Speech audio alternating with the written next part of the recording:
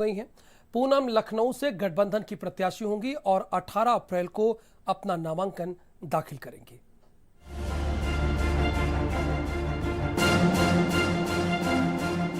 ये दो तस्वीरें देखिए, सियासत की आज की सबसे दिलचस्प तस्वीर है।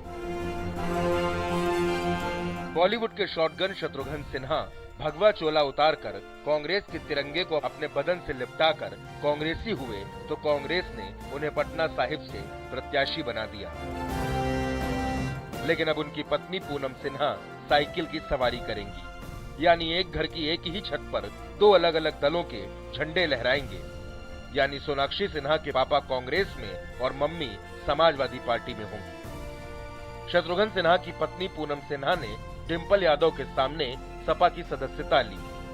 पूनम सिन्हा लखनऊ से राजनाथ सिंह के सामने सपा, बसपा और आरएलडी गठबंधन की प्रत्याशी होंगी। मैं बधाई देना चाहता हूं पूनम जी को कि उन्होंने समाजवादी पार्टी की सदस्यता ली है, और अच्छा ये है कि डिंपल सांसद जो खुद चुनाव में लड़ रही हैं उन्होंने सदस्यता दिलाई है। हमें उम्मीद है कि पार्टी की नीतियों को और कार्यक्रमों को आगे बढ़ाएंगे। अब आइए आपको पूनम सिन्हा के बारे में बताते हैं। पूनम सिन्हा कांग्रेस नेता शत्रुघ्न सिन्हा की पत्नी हैं। बॉलीवुड एक्ट्रेस सोनाक्षी सिन्हा की मां हैं।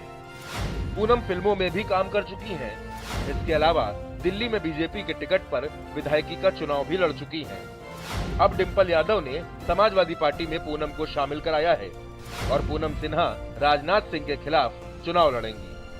किसी न किसी को आना ही चाहिए चुनाव के मैदान में। जो भी चुनाव के मैदान में आएगा चुनाव लड़ेंगे और पूरी शालीनता के साथ। और जो तहजीब जो यहाँ की एक बहुत बड़ी लखनऊ की एक पूंजी है, धरोहर है, उस तहजीब को भी हम कायम रखेंगे। कोई अभद्रता नहीं होनी पाएगी। पूरी तरह शालीनता के साथ ही चुनाव लड़ा जाएगा। दूसरे चरण के लिए जिस दिन वोटिंग होगी यानी 18 अप्रैल को, उसी दिन पूनम सिन्हा लखनऊ से नामांकन करेंगी और लखनऊ से बीजेपी प्रत्याशी राजनाथ सिंह के सामने चुनाव लड़ेंगी। सपा के सीनियर नेता और पूर्व मंत्री रविदास मेहरोत्रा ने कांग्रेस से मांग की है कि लखनऊ में कांग्रेस पूनम सिन्हा के सामने प्रत्याशी उतारने के बजाय गठबंधन की प्रत्याशी पूनम सिन्हा का समर्थन करे। पूनम सिन्हा जी ने सपा ज्वाइन करी है। लखनऊ शहर से लोकसभा की संयुक्त प्रत्याशी होंगी। राजनाथ सिंह बहुत भारी अंतर से उनसे चुनाव हारेंगे। कांग्रेस पार्टी से हमारी अपील है कि अगर वो ये चाहते हैं कि चुनाव भाजपा यहाँ से हारे तो सपा के प्रत्याशी को समर्थन में काम करें और अपना कैंडिडेट लखनऊ में खड़ा न करें।